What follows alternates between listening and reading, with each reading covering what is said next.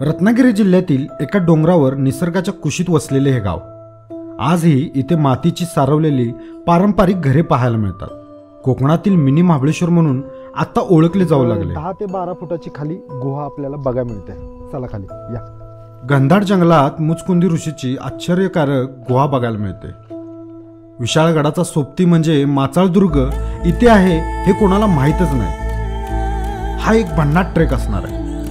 निसर्गाचा अनोखा अनुभव बघायला मिळणार. जर तुम्हाला पारंपरिक गाव संस्कृती, अज्ञात ऐतिहासिक स्थळ आणि जबरदस्त जंगल ट्रेक याचा संगम अनुभवायचा असेल तर हा व्हिडिओ तुमच्यासाठी एक सुंदर पर्वणी ठरेल.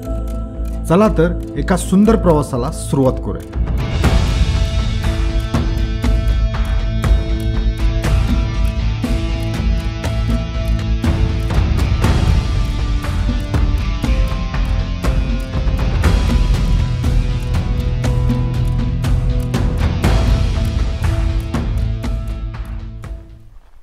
मंडळी, कोकणातील निसर्ग वैभव, तिथले समुद्र किनारे, नारळाची झाडे हे सर्व पर्यटकांना खुणवत असते. आणि असे बरेच ठिकाणं कोकणामध्ये आपल्याला बघायला मिळतात.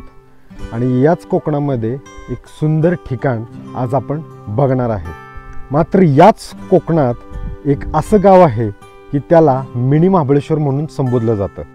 समुद्र सपाटीपासून साधारण 4000 फुटावर ते गाव वसलं आहे आणि ते गाव आहे माचाळ. माचाळ गावाला जाताना मस्त वळणावळणाची डोंगर दऱ्यातून वाट काढत एका डोंगर माथ्यावर येऊन पोहोचतो. तिथेच हे सुंदर गाव माचाळ. गाव छोटेसे असले तरी निसर्ग संपन्न आहे.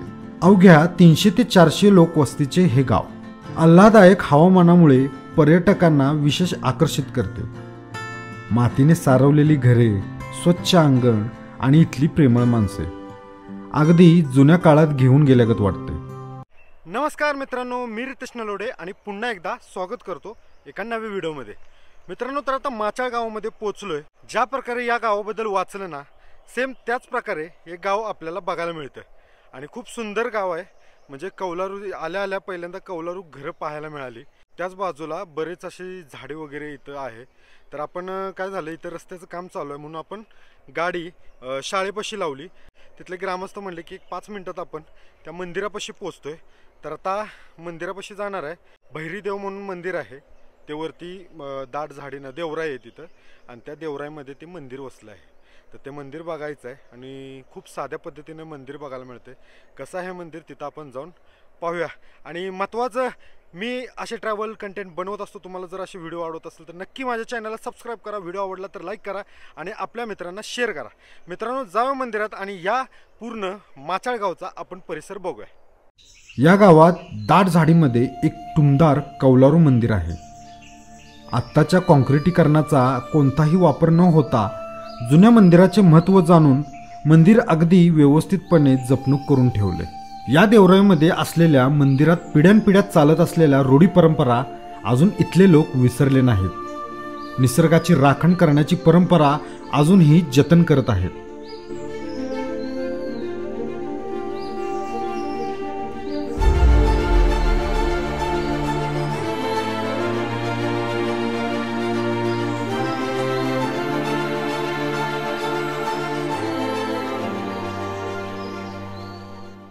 क्या बात आहे मंडळी. तर आता आपण मंदिरापाशी पोहोचलोय आणि खरंच खूप सुंदर मंदिर आहे. आपले लोकल जे भेटलेले त्यांनी मला सांगितलं की वर मंदिर जावं, खूप सुंदर आहे.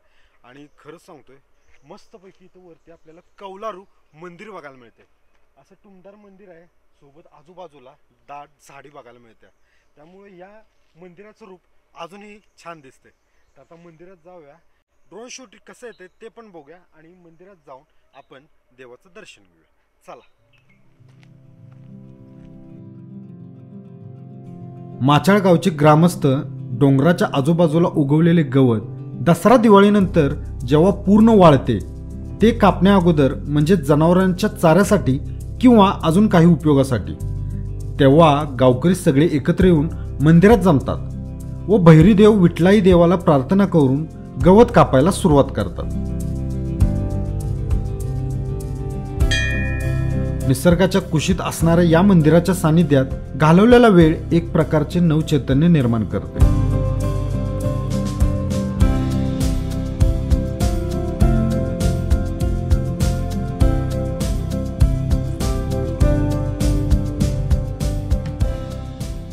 माचाळ हे 300 ते 400 लोकवस्तीचं गाव. माचाळ निसर्ग वैभव आहेच, त्याशिवाय याला ऐतिहासिक आणि धार्मिक महत्त्व पण आहे. आत्ता मी मंदिरातच आहे आणि मंदिर असं कौलारू टुमदार मंदिर आपल्याला इथे बघायला मिळते.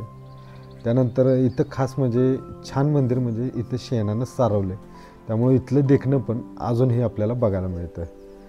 आणि मित्रांनो, आता आपण इथल्या प्रवासाला सुरुवात करणार आहे. तर आपण काय बघणार आहे, तर इथं तुम्हाला सांगितलं मगाशी की ऐतिहासिक आणि धार्मिक महत्त्व काय. आता आपण जाणार आहे मुचकुंदी नदीचा जिथं उगम होतो त्या ठिकाणी, म्हणजेच मुचकुंदी ऋषींनी इथं तपश्चर्या आणि त्यांची गुहा आहे असं आख्यायिका सांगितली जाते. त्या ठिकाणी आपण भेट देणार आहे. त्याचबरोबर इथं माचाळ दुर्ग म्हणून आहे, तर काही गडाचे अवशेष आहे. मी आप्पा परब आणि प्रमोद मांडे सर यांचे मी काही लेख वाचले, त्याच्यामध्ये या गावाचा आपल्याला उल्लेख आढळतो. तर असं काही या ठिकाणी बरंच आपल्याला बघायला मिळतं. तर आता आपल्या या गाव फेरीला म्हणजेच पूर्ण या भटकंतीला आपण सुरुवात करूया. सो चला, आता मंदिर बघून झालं आपलं आणि आता आपण जायचं आहे पुढे. मुचकुंदी जिथं नदी आहे उगम पावतो त्या ठिकाणी जाणार आहे. पहिले गावात जाणार. आता दुपारचे 12 वाजलेत, तर बरंच ऊन आपल्या डोक्यावरती आलंय, त्यामुळे उन्हाचे झळ आपल्याला जाणवायला लागले. थोडंसं आपण वरती डोंगर माथ्यावर असलो तरी शेवटी हा कोकणचा भाग असल्यामुळे थोडंसं उन्हाचा प्रखरता जाणवते. सो आता पटापटा पाण्याच्या बाटल्या घेणार आम्ही. त्याचबरोबर बाकीची माहिती घेऊन आम्ही त्या गुहेकडे जाणार. मंदिराची पायवाट उतरत गावापाशी आलो. येथील घरे डोंगरावर उतारावर बांधलेली आहे आणि बहुतेक घरे मातीची आणि कौलारू आहेत. इथे पाऊस खूप प्रमाणात पडतो आणि पावसाळ्यात सतत धुके असल्यामुळे घराभोवती झाडाच्या पानांनी शाकरणी केली जाते. आजच्या काळात शेणाने सारवलेले अंगण, मातीची तुळस हे बघून आमच्यासारख्या भटक्यांना एक कुतूहल वाटते. भात तर बऱ्यापैकी होतच नाही.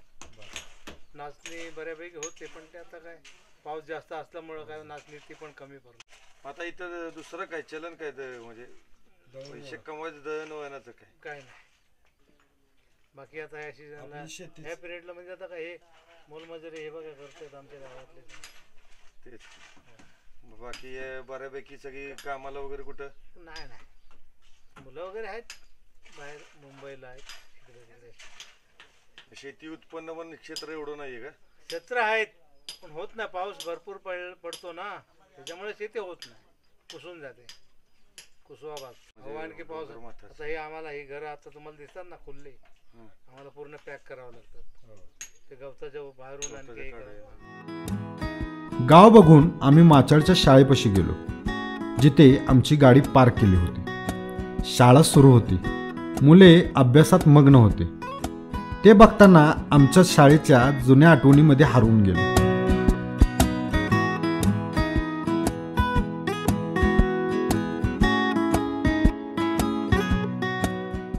नमस्कार. जिल्हा परिषद पूर्ण प्राथमिक शाळा माचाळ या ठिकाणी मी प्रफुल्ल पट्टेबहादूर मुख्याध्यापक आणि आमचे सचिन नागरगोजे सर आणि ह्या आमच्या गंगारकर मॅडम या ठिकाणी आम्ही तिघजण शिक्षक आहोत. आणि एकंदरीत आमच्या शाळेचा पट म्हणजे एकूण 13 विद्यार्थी आहेत, 1ली ते 7वी. या ठिकाणी आम्ही जवळपास मे 2024 कार्यरत आहोत. आणि एकंदरीत आम्हाला या ठिकाणी माचाळ या ठिकाणी येऊन 8 ते 9 महिने झालेले आहेत. या ठिकाणी आम्हाला गावकरी मंडळी आणि शेजारच्या गावचे लोक आणि इतर ग्रामस्थ समजा यांचा आमच्या शिक्षक वृंदांना चांगल्या प्रकारचं सहकार्य असतं. आणि आम्ही आमच्या शाळेमध्ये दररोज आमच्या शाळेची सुरुवात शाळेच्या शालेय परिपाठानं करतो आणि त्यानंतर आम्ही विद्यार्थ्यांना शिकवतो, मार्गदर्शन करतो. आणि खेळांचे तासिका होतात. खेळांच्या तासिकामध्ये विद्यार्थीसुद्धा छान प्रकारे खेळतात. आणि त्यानंतर विद्यार्थ्यांचं आम्ही सामूहिक या ठिकाणी शालेय पोषण आहार दिला जातो. आणि या ठिकाणी अशा प्रकारे आमची 10:30 ते 5पर्यंत आमची ही शाळा असते. या गावात येण्यासाठी म्हणजे रस्ता आहे, परंतु गाडीची सेवा नाही आहे, त्यामुळे अपडाऊन करणं शक्य नाही होत आहे. म्हणजे त्यासाठी बस आवश्यक आहे. एकंदरीत सोयी सुविधेच्या बाबतीत जर सांगायचं झाल्यास आमच्या शाळेला आता या 2 वर्षापासून पक्का रस्ता झालेला आहे. रस्त्याचा प्रश्न मिटलेला आहे आणि सर्वात मोठी समस्या म्हणजे नेटवर्कची, कारण आमच्या शाळेचे कामं ऑनलाईन प्रकारचे असतात. नेटवर्कची भरपूर समस्या येते. 1 किलोमीटर अंतरावर जावं लागते. त्या ठिकाणी जास्त वेळसुद्धा थांबता येत नाही, कारण प्राण्याची भीती वाटते. त्याच्यामुळे आम्हाला नेटवर्क पाहिजेत. मुलांच्या अध्ययनामध्ये सुद्धा जर चांगल्या प्रकारचे रेंज असेल तर आम्ही त्यांना आधुनिक शिक्षण चांगल्या प्रकारे देऊ शकतो. शेवटी जाताना मुलांनी मस्त प्रार्थना म्हटली. अगदी शब्द तंतोतंत पाठ. त्यांच्या प्रत्येक शब्दात सरस्वती नांदत होती.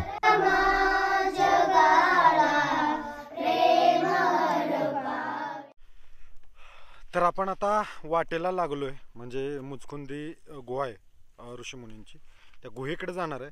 तर पाठीमागे बघू शकताय असा हा रस्ता गेलाय आणि या बाजूनं असं वरती ते डोंगर दिसते ना, त्या डोंगरावरती पलीकडे म्हणजे टोकावरती बरोबर कोकण कड्यावर आपण जाणार आहे. आणि आजूबाजूला बघताच जंगल आहे आणि त्या जंगलातून ती वाट गेल्या. तर असं एकंदरीत आपला हा प्रवास असणार आहे. प्रवासाला सुरुवात केली आणि बराच उशीर झाला आहे, कारण मगाशी जरा ते शाळेत थांबलो आणि तिथं थोड्याशा गप्पा मारल्या मुलांशी, शिक्षकांशी, आणि तिथे गप्पा मारून आम्हाला थोडा उशीर झाला आणि आम्ही आता तिकडे त्या गुहेकडे निघालो. तर माझ्याबरोबर आता आहे आप्पा आहेत आपल्याबरोबर या ट्रॅकला, आणि अभिजित आहे, आणि आम्ही तिघं त्या ट्रॅकला सुरुवात करणार आहे. ऊन डोक्यावर आले होते. चढाई दमछाक करणारी असणार हे माहीत होते, म्हणून आम्ही सर्व तयारीनिशी ट्रेकला सुरुवात केली. माचाळच्या जंगलात औषधी वनस्पतीचा विपुल साठा आहे. इथलं घनदाट जंगल पाहताना आणि त्याचा अनुभव घेत असताना निसर्गाच्या अद्वितीय रूप समजते. जाता जाता आपल्याला बरेच इथं शेती बघायला मिळते. म्हणजे तिथल्या स्थानिकाने बोललं की इथं उपजीविका म्हणजे नाचणी, त्याच्यानंतर तांदूळ, असं बरंच होतं. पण त्यांचं पण मत आहे की तांदूळ असा पुरेसा पिकत नाही, पर त्याचं कुसळल्यामुळे तो जास्त पिकला जात नाही. तर असं उपजीविकेचं साधन म्हणलं ना तर इथं जास्त असं काही नाही. शिवाय इथे महत्त्वाचं बस सेवा उपलब्ध नाही. तर 300-400 लोकांचं इथं वस्ती आहे आणि लहान मुलं, थोर मंडळी इथे आपल्याला राहायला आहेत, आणि त्यांच्यासाठी बस सुविधा तर झाली पाहिजे. तर ते म्हणतात की इथून परत प्रायव्हेट गाडी घेऊन खाली जावं लागतं बाजारासाठी, आपल्या कामासाठी. तर थोडंसं त्याकडे शासनाने लक्ष दिलं पाहिजे. तर या गोष्टी मला त्यांच्याशी बोलता बोलता मला कळाल्या. दाट जंगलाची वाट सुरू होते. वाट चांगली मळलेली आहे, पण या पायवाटेवर जास्त लोकांचा वावर नसतो. त्यामुळे एकट्याने तर नक्कीच या वाटेने जाण्याचं धाडस करू नये. लांजा तालुक्यात असणारे माचाळ हे गाव. पावसाळ्यात माचाळ गावचं खरं सौंदर्य खुलतं. खळखळणारे धबधबे, दाट धुके आणि प्रसन्न वातावरण यामुळे इथे आल्यावर ताजेतवाने वाटते. 10 मिनटं झालं हे पाठीमागं दिसतं असा पायरी मार्ग, म्हणजे गावकऱ्यांनी केला असावा. हा बहुतेक डायरेक्ट गुहेकडे जातोय. झाडे आहेत, पण आता जानेवारीचा शेवटचा आठवडा, म्हणजे आता पौष महिना, त्यामुळं आता पानझडीचा हा महिना, त्यामुळे थोडंसं पानं गळत असेल आणि सावली थोडीशी कमी झाल्या. दुपारच्या 2:30-3 वाजल्या आहेत, त्यामुळे उन्हाचा तडाखा तर लागतोयच, त्यामुळे दम पण लागतोय. पाणी आणलं आम्ही, पण चालत चालत चढ असल्यामुळे आणि उन्हामुळे थोडा दमछाक होते. बाकी मस्त वाटते, कारण पुन्हा एकदा असा मुडागड नंतर जंगल ट्रॅक छान वाटते, आणि तुम्हाला पण नक्कीच आवडेल तो.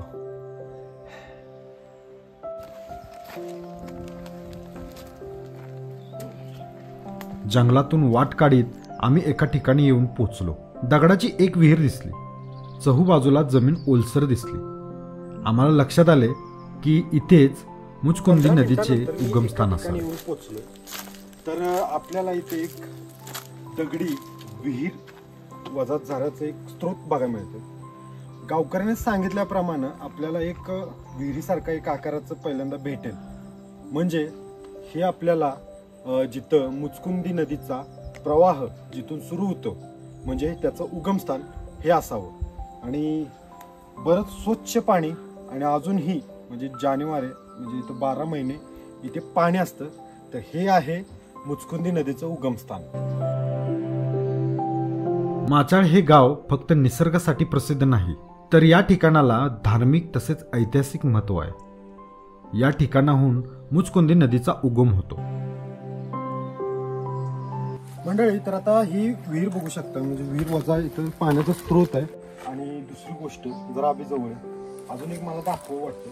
समोर बघा ती सापाची कातण, आणि ही एक 2-3 दिवसापूर्वीचीच ही कातण आपल्याला इथं बघा मिळते. ती दिसते का बघा.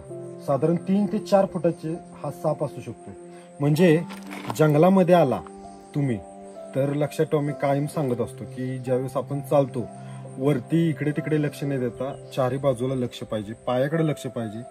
आणि दुसरी गोष्ट म्हणजे इथं मला एक सांगावं वाटतं, म्हणजे कोणी का असं ना, मी प्रत्येक वेळेस सांगतो, एवढं सुंदर हे ठिकाण आहे, एवढं छान असं इथलं वातावरण आहे.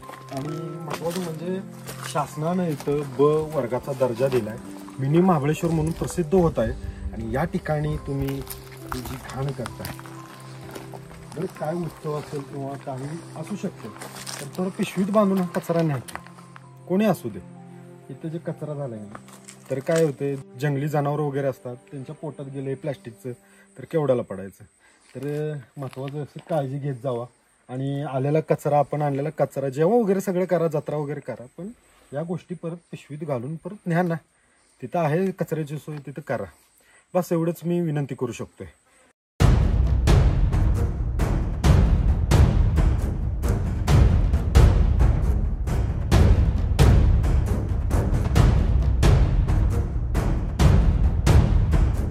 आपण या नदीच्या उगमस्थानापाशी आलो तर इथून त्याच बाजूनं वरती अशी वाट गेल्या आणि ही सरळ मला वाटतं त्या गुहेपाशी जाणार आहे.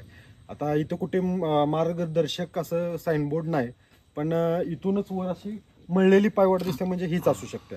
तर तिथे इथून मला वाटतं 10 ते 15 मिनिटं लागतील मला वाटतं तिथे पोचायला.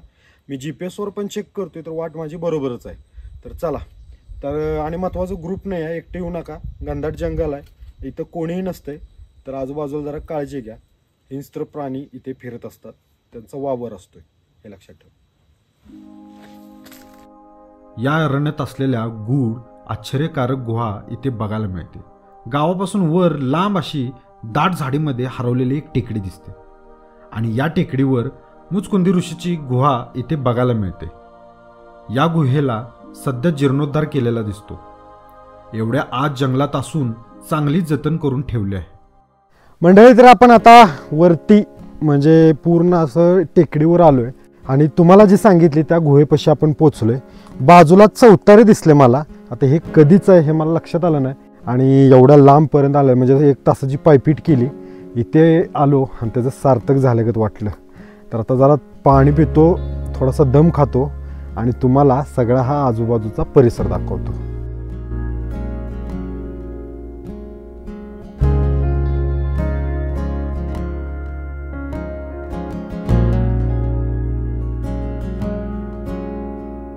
तर आता आपण थोडासा आराम करून झाला आपला आणि थोडंसं झाडाखाली निवांत बसून थोडासा आराम केला. साधारण तुम्ही बघू शकता इथं आता थोडंसं हाईटवर आलो आपण आणि पाठीमागे तोच दिसतोय बघा रस्ता. म्हणजे आता इथून दिसतोय का नाही कॅमेऱ्यातनं माहीत नाही, पण तिथे गाव आहे. म्हणजे साधारण 1 तासाची पायपीट केली की आपण या ठिकाणी पोचतोय. तर थोडंसं हाईटवर असल्यामुळे आपल्याला आजूबाजूचा प्रदेश चांगल्या पद्धतीने दिसतोय. तर तुम्हाला दाखवतो. हे समोर बघा, हा जो दिसतोय इथून हा आहे विशाळगड आणि इथून जो आहे आपल्याला इथून असं आपण या इथे गावापाशी इथे येऊ शकतो.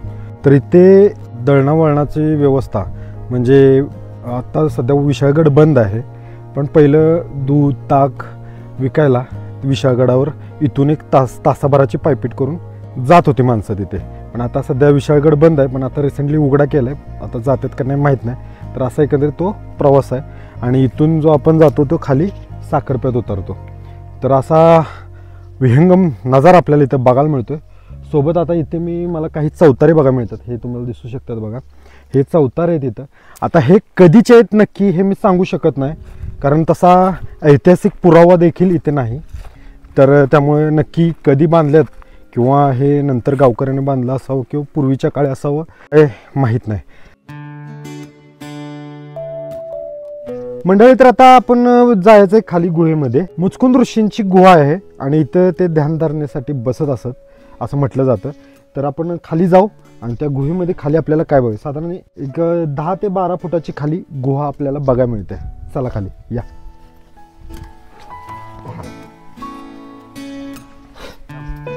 थोडं असं वाकून खाली जावं, वरती दगड आहेत तर आपल्याला असं चिराचं बांधकाम इथं आपल्याला बघायला मिळतं आणि खाली असं चांगल्या पद्धतीनं जीर्णोद्धार केलेला दिसतो. इथं पायऱ्या वगैरे आहेत. तर व्यवस्थित असं खाली आलं कुठे मंडळी या खाली आपल्याला घोरपड बघायला मिळते. बघा ते छोटंसं पिल्लू आपल्याला इथं घोरपडचं बघायला मिळतं. तर इथं गुहा बरीच प्रशस्त आपल्याला इथे गुहा बघायला मिळत्या.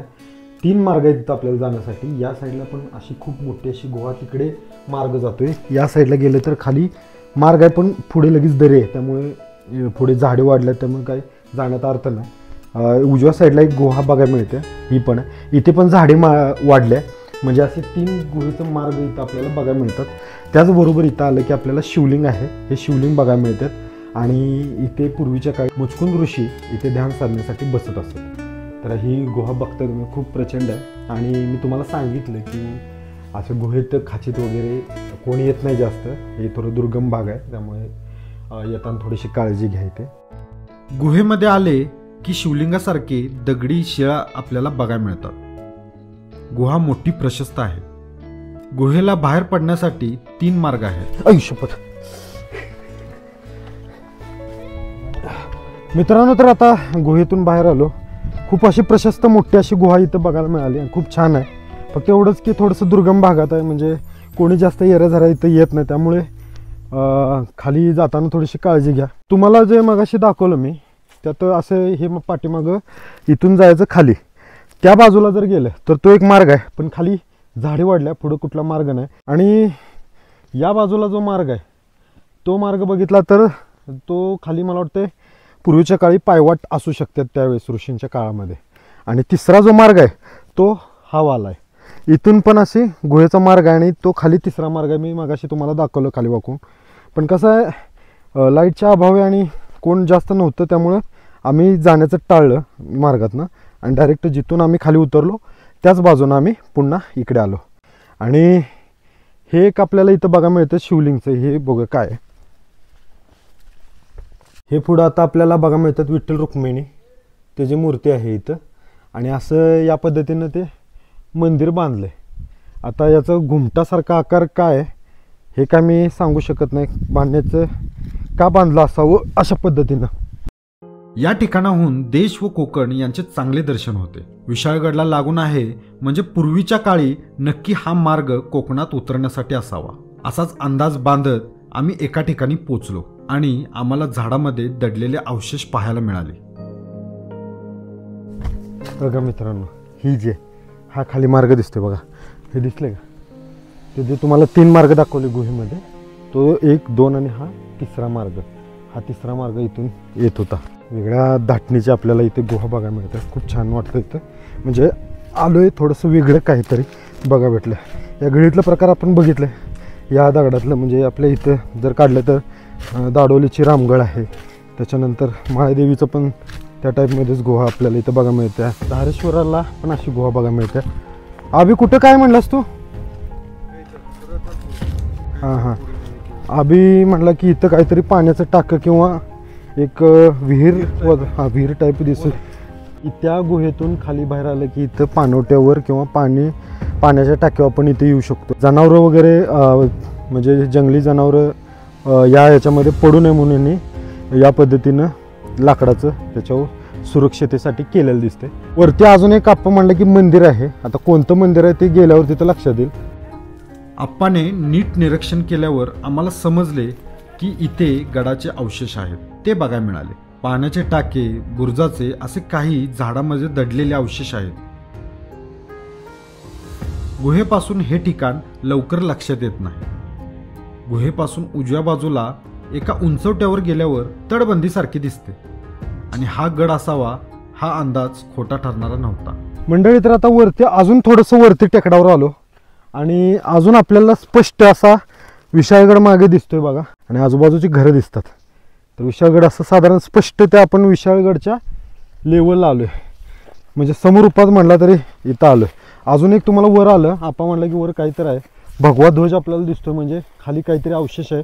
आणि हे एकमेकावर रचून जे ठेवले, एकतर बुरुज, तटबंदी, नाहीतर मंदिर, हे नक्की काय आहे तिथे गेलो आपल्याला लक्षात येईल. तिथे पोचल्यावर हळूहळू अवशेष दिसू लागले. गवतामध्ये काळाच्या ओघात हे अवशेष झाकले गेले होते. मुचुकुंद ऋषींची ज्यावेळेस गुहा बघतो तिथूनच ते विहीर दाखवली तुम्हाला, तिथूनच वरती म्हणजे उजव्या साईडला जरा टेकडावर यायचं, तर टेकड्यावर आपल्याला बरेच अवशेष बघायला मिळतात. म्हणजे नक्कीच पूर्वीच्या काळी इथे गड असावा, म्हणजे माचाळदुर्ग वाचलेलं हे खरं आहे. जिथं आपण बघितलं इथं बघा ते खोदी पायऱ्या आपल्याला दिसते, ही पाण्याचं टाक आहे, पूर्ण विहीर आपल्याला बघायला मिळते इथं. त्याचबरोबर इथे काही अवशेष बघायला मिळतात, म्हणजे पूर्वीच्या काळचं हे स्पष्ट इथं आपल्याला दिसू शकतं. हे असं बघा खोदी पायऱ्या दिसतात, खाली उतरत गेल्यात, खाली शेवटपर्यंत खोल अशा पायऱ्या त्या इथे गेल्यात. ते म्हणजे पाण्याचं टाकच आहे इथे बघायला मिळते बघा. ते वर चढून आलं तर तुम्ही बघू शकता छोटंसं मंदिर आपल्याला इथे बघायला मिळते. हे बघा, आता हे मंदिर कशाचं आहे काय माहिती, कारण भग्न अवस्थेत हे मंदिर दिसते.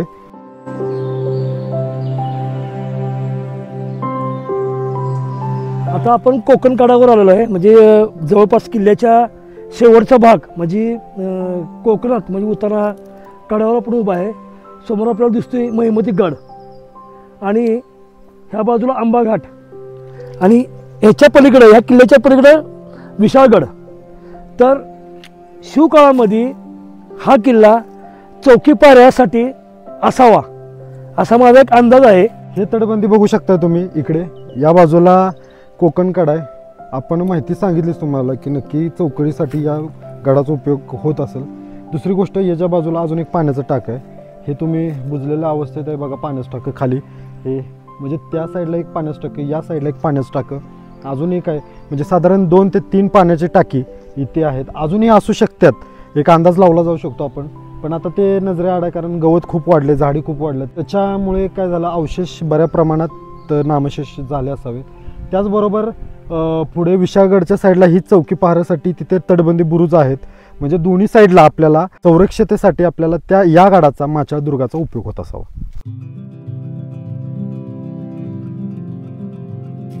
एक पायवाट खालच्या बाजूस गेली होती. बहुतेक ही गड उताराची वाट असावी. आता आपल्याला इकडे एक वाट दिसत्या, इकडून एक वाट खाली गेलेली आहे.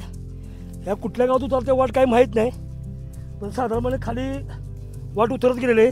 हा पायरीसारखा मार्ग आहे. पूर्वीच्या काळी मला असं वाटतं इथे तटबंदीचे अवशेष आहेत, कारण इकडे तटबंदीचे अवशेष आहेत. मंडळी, खरं सांगतोय, आता हे मिस झालं असतं जर लक्षात आलं नसतं की वरती काहीतरी आहे. एक पायवाट गेलेली आपण ती शोधून काढली आणि त्या पायवाटेने वरती आलो आणि वरती गडाचे हे अवशेष बघा मिळाले. पाठीमागे जे आपण जिथं थांबलो ते झाड दिसते ना, त्या झाडापाशी आपण थांबलो, तिथे सगळी गुहा बघतात आणि तिथूनच रिटर्न जातात.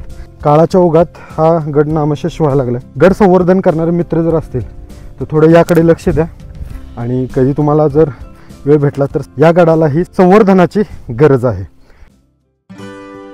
माचाळ हे गाव पदभ्रमणासाठी हा उत्तम पर्याय आहे. सुंदर निसर्ग सौंदर्य, नागमोडी वाटा, इथली गार हवा, इथली शांतता, अतिशय नयनरम्य परिसर माचाळचा पाहण्याजोगे आहे. कधी जमलं तर एकदा या ठिकाणी येऊन इथला स्वर्गीय अनुभव जरूर घ्या.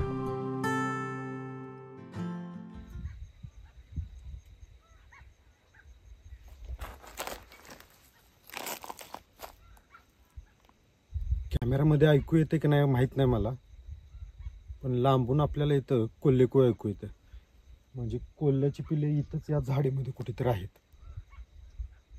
शांत राहिलं ना तर क्लिअर तुम्हाला ऐकू येईल. आपल्या आवाजाची त्यांना भनक लागली, शांत झाले, तर इथेच कुठेतरी कोल्हे आहेत ते. मंडळी, तर ही आपली भटकंती पूर्ण झाली आहे. आडवाटेची ही भटकंती तुम्हाला कशी वाटली नक्की कमेंट बॉक्समध्ये सांगा. माचाळ हे गाव खूप सुंदर आहे. आता साधारण 3-3:30 वाजले आणि मस्तपैकी गार हवा यायला चालू झाल्या. पूर्ण तुम्हाला सांगतो आता कसं जाय, तुम्ही माचाळमध्ये आला तर वरती जायचं साधारण म्हणजे विठलाई भैरीदेवचं मंदिर बघायचं, निसर्गाच्या सानिध्यात ते मंदिर आहे ते पाहायचं आणि त्याच्यानंतर आपण जायचं मुचकुंदी ऋषी यांची गुहा बघायला. पण लक्षात ठेवा, वरती गेला तर तिथे गेल्यानंतर तिथूनच वरती वाट गेल्या उजव्या साईडनं, ते आपण तिथं गडावर जातो. मी वाचल्याप्रमाणे विशाळगडच्या जरासं त्या बाजूला पण अवशेष आहेत, या बाजूला पण अवशेष सापडले. तर असं काही मस्तपैकी ही माचाळची भटकंती होती. खूप सुंदर असं ठिकाण आहे. मला निसर्गाचा खरा आस्वाद घ्यायचा असेल तर हे ठिकाण तुम्हाला सजेस्ट करेन आणि बकेट लिस्टमध्ये नक्की ठेवा. आणि महत्त्वाचं मला मुक्काम करायचं होता या गावात, कारण वातावरण पण एवढं क्लास झालं आहे. पण वेळाअभावी आम्हाला जावं लागणार परतीच्या वाटेला. कराडपासून साधारण 113 किलोमीटर अंतर. फक्त कसं आहे, साखरप्यापर्यंत यायचं. साखरप्यापासूनच आपण डाव्या साईडला सरळ रस्ता वरती या गावापर्यंत येतो आणि या गावात आलं, गुगल मॅपची लिंक मी डिस्क्रिप्शनमध्ये देतो, तिथे आला की तुम्हाला या ठिकाणी सगळी माहिती मिळून जाईल. मित्रांनो, व्हिडिओ कसा वाटला नक्की कमेंट बॉक्समध्ये सांगा. व्हिडिओ आवडला तर लाईक करा, मित्रांना शेअर करा आणि मी असे ट्रॅव्हल भटकंतीचे व्हिडिओ तुमच्यासमोर घेऊन येत असतो, तर माझ्या चॅनलला नक्की सबस्क्राईब करा. मित्रांनो, भेटू पुन्हा एकदा आडवाटेची अशीच एक भटकंती घेऊन. तोपर्यंत जय शिवराय, जय महाराष्ट्र.